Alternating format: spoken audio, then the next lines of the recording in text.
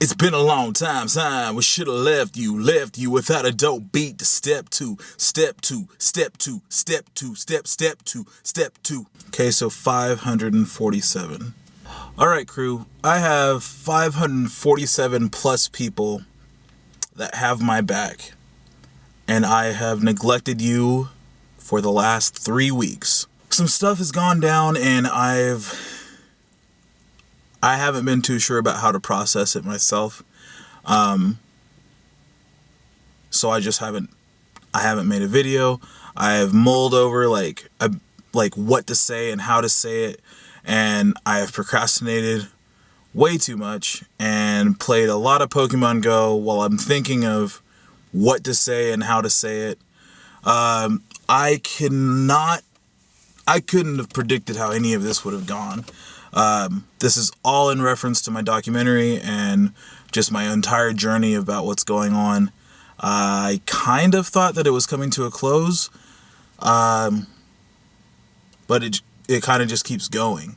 So 3 weeks ago, some stuff happened. So to rewind even further, 2 years ago, when I started this documentary and I sat down with my biological mother for the first time in like 10 years, I was in Memphis and I was trying to connect with any and all family that I could get a hold of, just to say, hey, I'm alive, I'm here, we're related.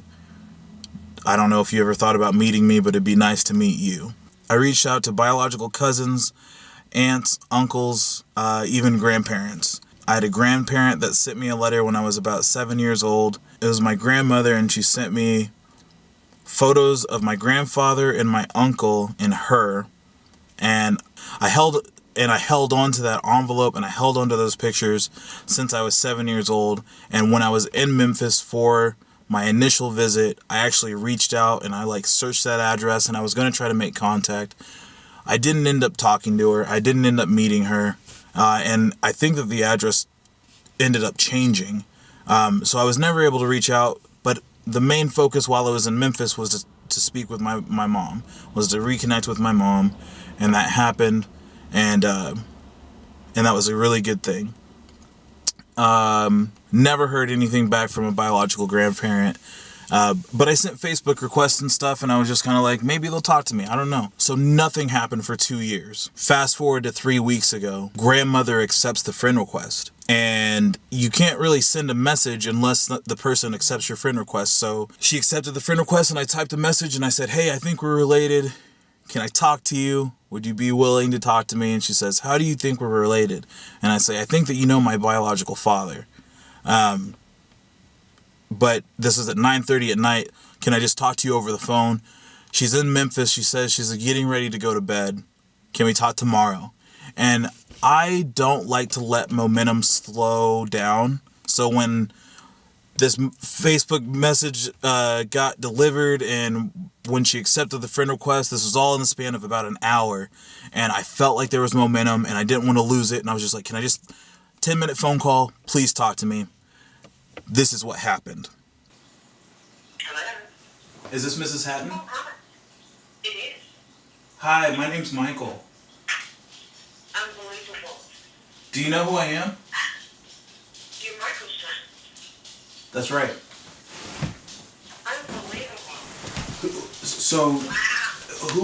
who are you? I'm not related to you, but I'm married to your grandfather. Okay. Your biological grandmother passed years ago. Mm-hmm. And I've been married to your grandfather for almost 28 years. It's unbelievable, Michael, because you were placed in foster care, and my husband and I tried to get you. I remember that. Do you remember sending me a letter? I do. Yeah. Unbelievable. Yeah, so I still have your photos. I still have you and Uncle D and then Granddad's photos. No. Yeah. No. Oh my God, this is unbelievable. Oh my God. Oh my goodness, I can't believe it. All of this is so unbelievable, Michael. I can't believe it. I've never met you. But when I heard of the incident, it was like, oh no,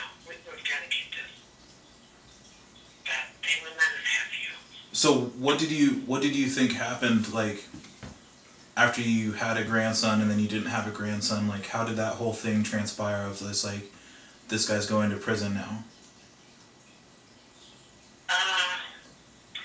You mean, how did it transpire as far as him being in trouble, or you? Or just, like, you guys finding out about it? Like, what, like, you had a grandson and then you didn't have a grandson? I'm telling you, your mom contacted us this afternoon and told us what was getting ready to happen. And I told my husband, oh no, we can't let that happen.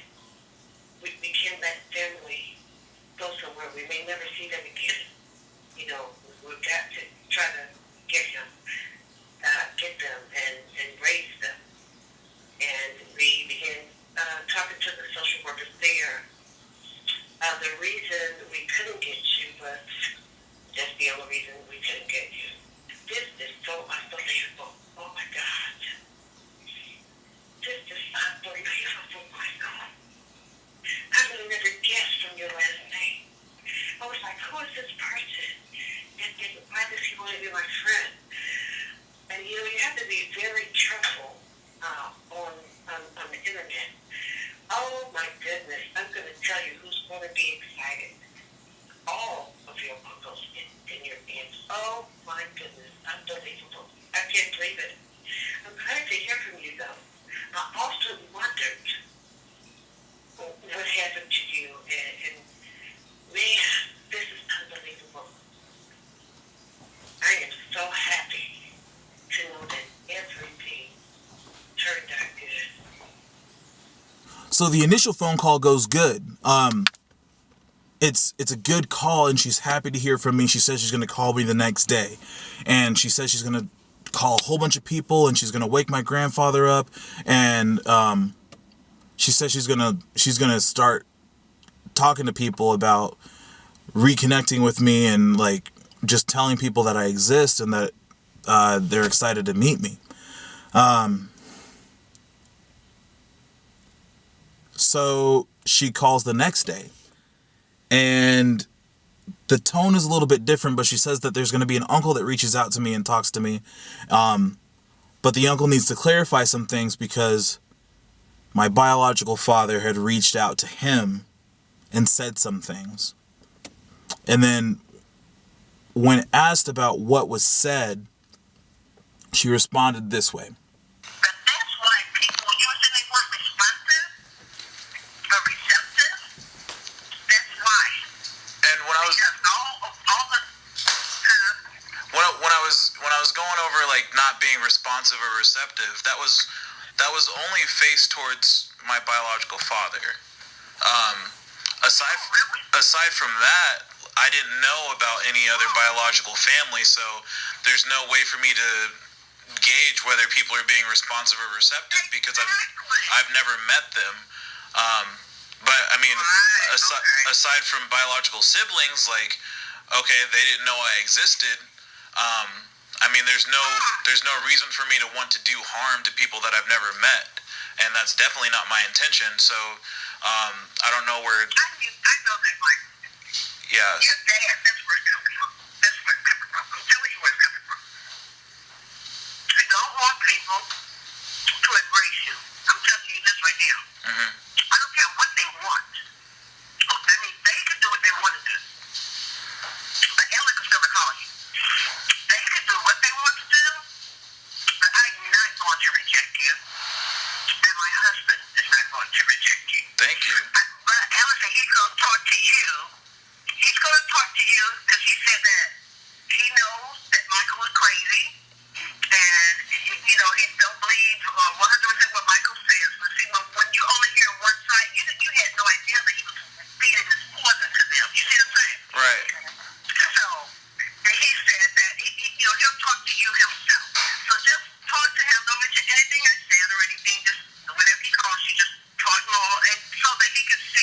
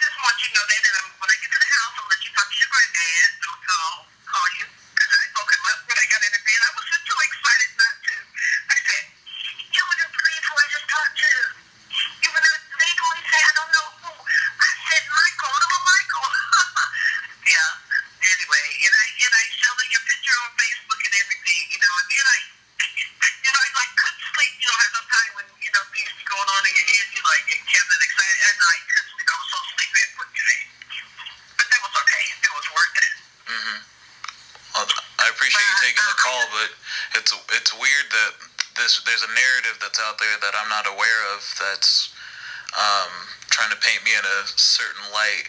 So it's different that there's excitement, but then there's also some weariness about just being like, okay, I was just trying to piece together the first 5 years of my life of where I was and why things were happening to me. But no, I mean, there's too much going on in the world for me to want to inflict pain on some family members that I've never met. So this is all news to me.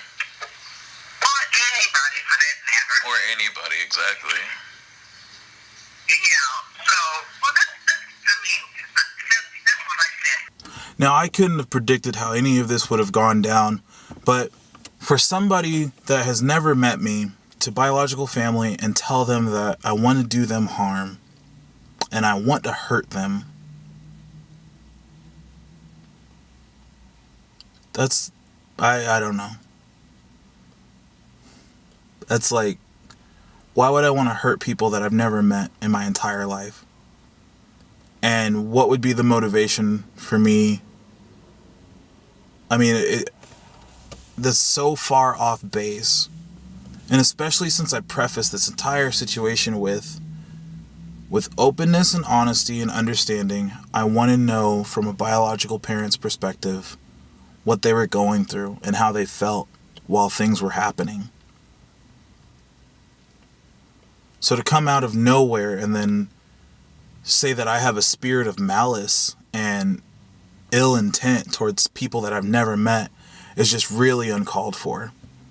And to say that I'm being investigated by the FBI, and it's just not a good situation. And I think that's why this has all been documented before, is just I wanted to better understand my past. I wanted to better understand the circumstances around me that surrounded me. So I've been reluctant to make this video because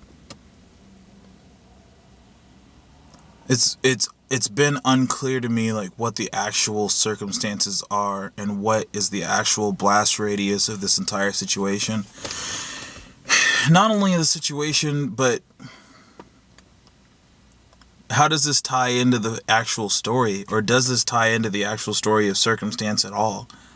I wanted to know from a biological parent about something that happened in 1994. And now when you have a biological parent that reaches out to extended family members and tells them that Michael wants to hurt them and Michael wants to cause them harm because I think it was under the guise of since family wasn't there for me when I was going through these situations, then I am retaliating 25 years after the fact because nobody was there for me. And that couldn't be any further from the truth, because I have a family and I have extended family and I have people that have my back. So there's really no reason for me 25 years after the fact to go after anyone for anything. And it's really just sad that this person would, if this person didn't want to talk to me, then they don't need to talk to me.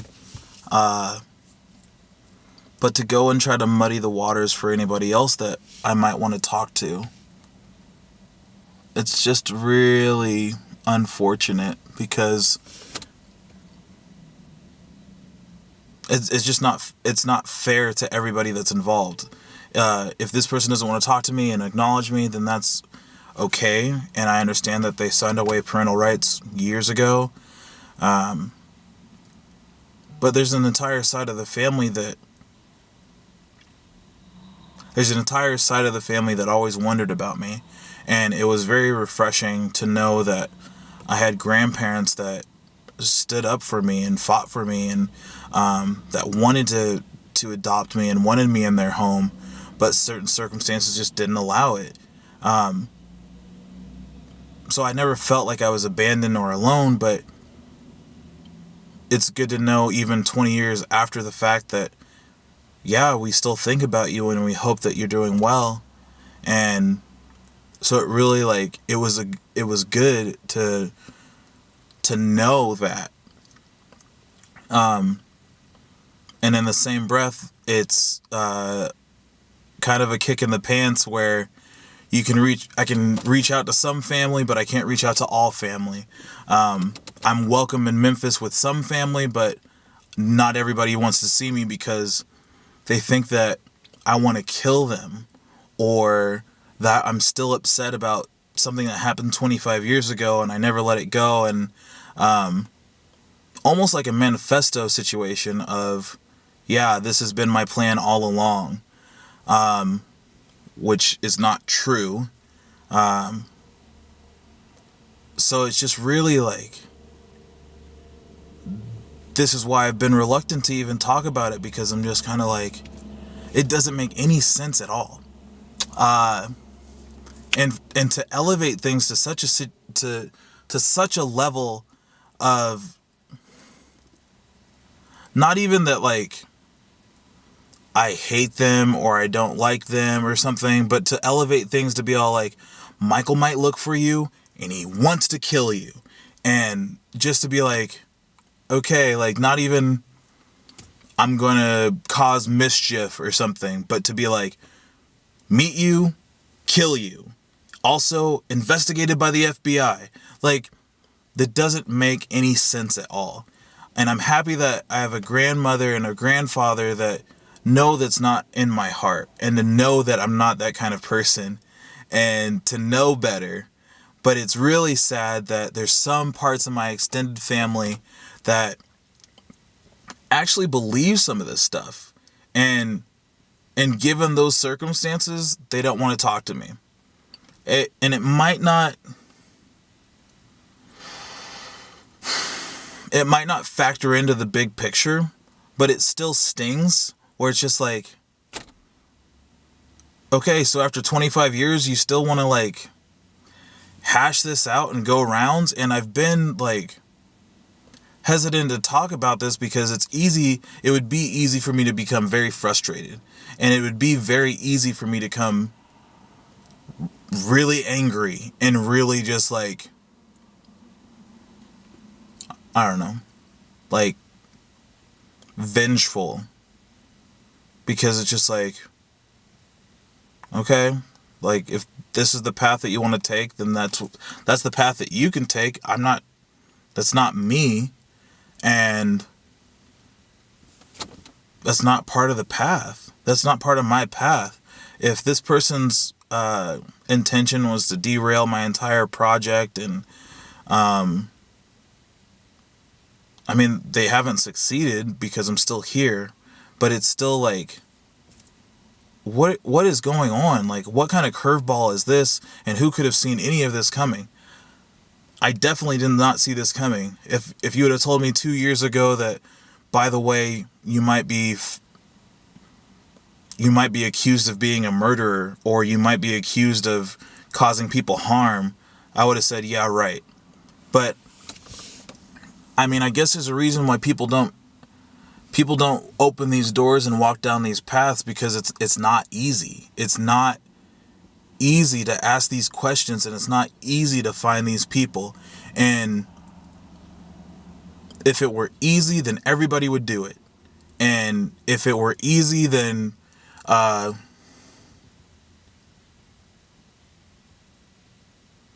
you'd hear more stories like this. You don't hear stories like this because a lot of people just get, if they're doing well, they don't want to look backwards to what happened.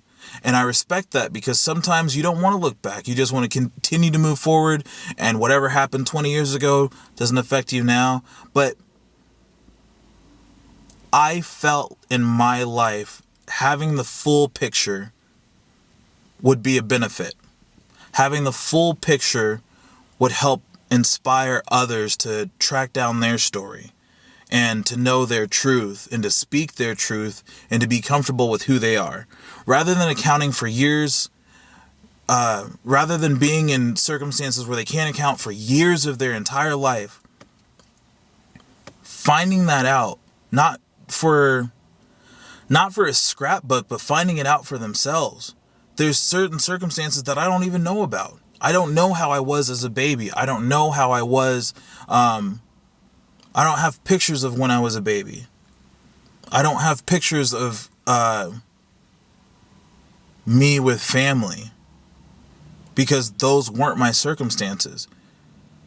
So then life almost didn't start for me until the age of like 5 or 6, because there was so much change and there was so much uncertainty that I don't know. So to move forward as an individual, like, having that full picture is helpful. And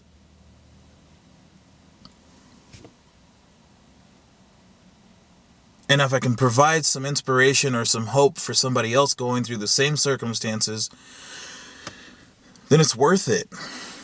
And I know that I didn't survive all these circumstances for nothing. And I'm still here and I'm still moving forward. And if I can help somebody, and if I can lay out a blueprint of what worked for me and how I was able to succeed, then I'm going to do it. But I don't want this to turn into something that I'm vengeful about, or something that I have hate in my heart for. And I mean, giving this any negative energy would just be giving it way too much. It's just like, that's not what this is about. And if anybody was able to talk to me, then they would know that that's not what this was about. But I appreciate the encouragement and support. I'm going to have some new stuff on the way. I don't know where I'd be here without the encouragement and support, just because you guys have had my back since this thing started, and I figured to keep you updated on the ever-changing circumstances, just because it's hard to do it by yourself, so I'm glad I'm not doing it alone. I really appreciate everybody reaching out and telling me their circumstances and telling me what they've been through, and to encourage me to keep going and not to worry about the negativity. It's been really helpful and really refreshing to know that people have gone through the same things, and not only that they've gone through the same things, but that they want to talk about it and they want to connect. And I think that human connection is just something that is built into us, that not only do we survive these circumstances, but hey, do you want to talk about it? Hey, I have a sibling that lived through that, or I have a spouse that lived through that. Something similar to your story. Can we connect? Can you give advice? Can you share? Yes, I can. And I'm glad that people have reached out and are brave enough to kind of accept and understand these circumstances, and especially that sometimes circumstances that happened 25 years ago still shape the people that we are today. And those outcomes are never just like out of the picture. Like, it's still, those ripple effects are still there. And we can help one another by sharing those circumstances and speaking the truth about what we've been through and what we've survived and how we survived it and how we continue to cope daily, or what we choose to focus on rather than what happened all those years ago. What we choose to focus on is really what shapes us, and what shapes our entire day, and what shapes our entire life, of just being like, are you a victim of circumstance, or did these circumstances happen a lot of years ago and you're moving forward? Or did these circumstances happen a lot of years ago and you're still dealing with those consequences now? And and what's going to be helpful when you're moving forward, what's going to be helpful when you're starting a life. And that would be hard to do alone. So if I can help somebody with my situation, and if I can help somebody tell their story and speak their truth, then I think that's pretty cool. And I think I would want somebody to do that for me. So I'm going to try to do it for somebody else. So stay tuned, be blessed, be well, and I really appreciate you guys having my back and continuing to support and follow the good and the bad.